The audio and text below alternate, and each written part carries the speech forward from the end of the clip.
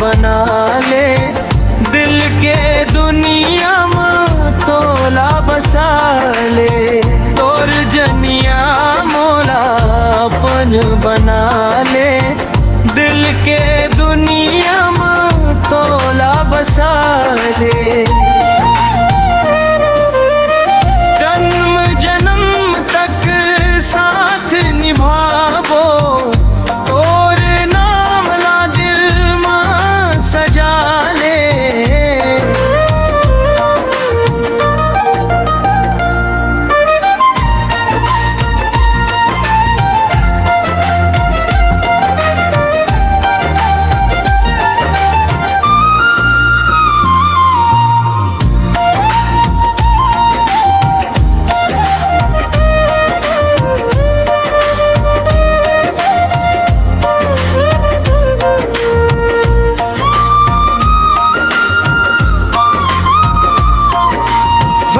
बात के बूंद जैसन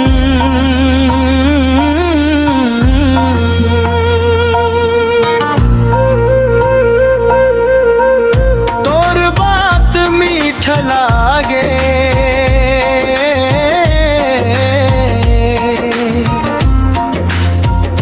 तोर संग बिताए पल मोला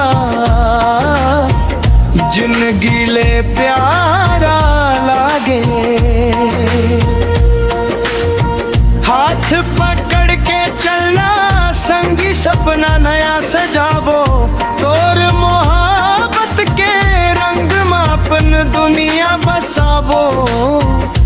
धीरे धीरे प्यार बढ़ गए, दिल अब काबू में नहीं है। तोर खातिर जान दे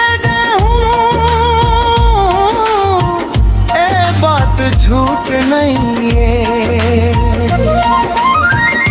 ओ सजनिया मोला अपन बना ले, दिल के दुनिया में तोला बसा ले। जन्म जन्म तक साथ निभाबो, तोर नाम ला दिल में सजा ले।